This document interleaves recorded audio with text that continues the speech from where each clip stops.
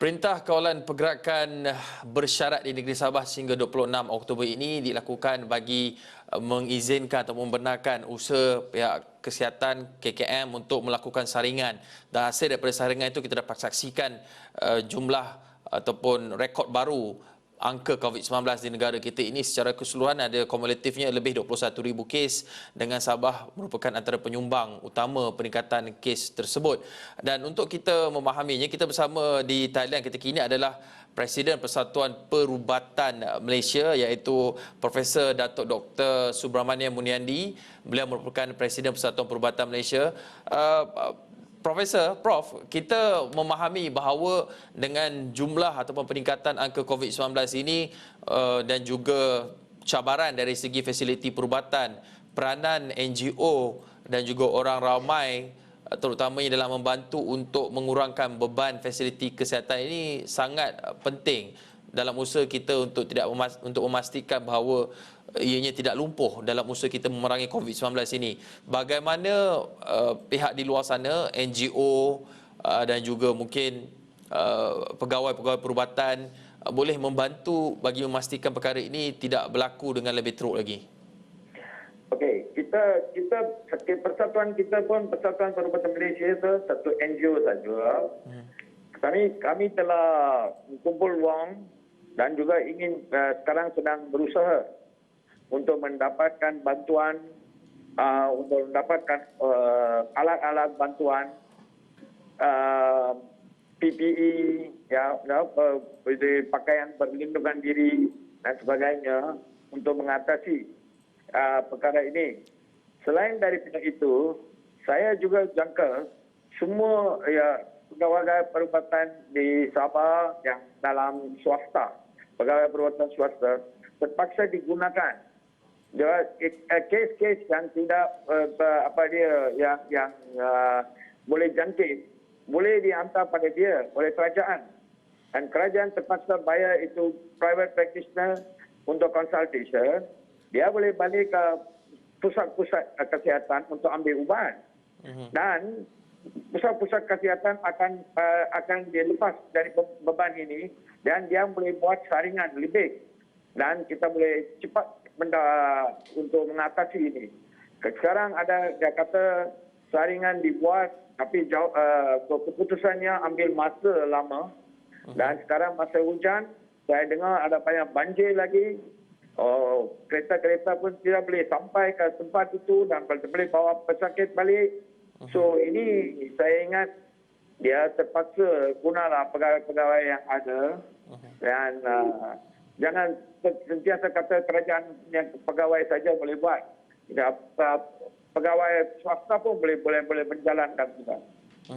Prof, apa kepentingan ataupun alatan item yang paling penting ketika ini yang boleh orang ramai bantu untuk sumbangkan melalui pelbagai pertubuhan bukan kerajaan yang ada? Ya, sekarang ini Sabah COVID ada satu talian yang dia kali-kali dia boleh termau kepada dia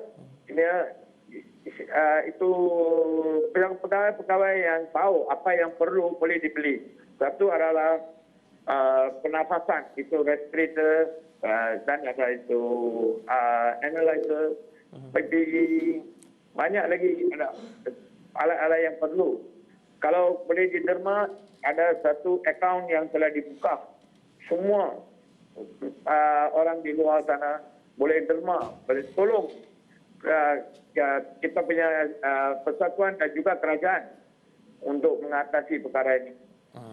Prof, aspek kesihatan mental juga perlu kita berikan perhatian kerana petugas barisan hadapan, pegawai-pegawai perubatan, doktor ini juga mereka juga manusia, pasti mempunyai kesan emosi yang mungkin tidak boleh dielakkan. Jadi mungkin kita boleh melihat daripada pertubuhan bukan kerajaan ini juga turut memberi penekanan terhadap aspek emosi ataupun mental. Ya, dia terpaksa sebab ini adalah satu keadaan yang malam banyak efek mental mereka. Ini setiap pagi sampai malam dia orang kena bertugas di sana. Dia tidak kira keluarga, tidak tengok dia punya rumah, anak, Tapi semuanya pesakit. Dan kita terpaksa. Memang dia ada mental impact dan saya jangka dan saya cadanglah. Itu psychiatri semua kena kerja berterus sikit dan consult. Ini mereka yang untuk tolong mereka mengatasi mental capacity mereka. Prof, mungkin kita boleh jelaskan daripada butiran lanjut daripada sudut sokongan emosi itu. Sokongan emosi bagaimana? Mungkinkah dari pihak persatuan ada menggerakkan pasukan sokongan ataupun mungkin kita boleh menggunakan saja talian ataupun perkhidmatan yang sedia ada? Ya, orang boleh menggunakan perkhidmatan yang sedia ada di pusat-pusat di dalam Sabah, di Sabah, dan juga kalau perlu boleh gunakan talian untuk consultation kepada dengan pakar psikiatri atau psikologi.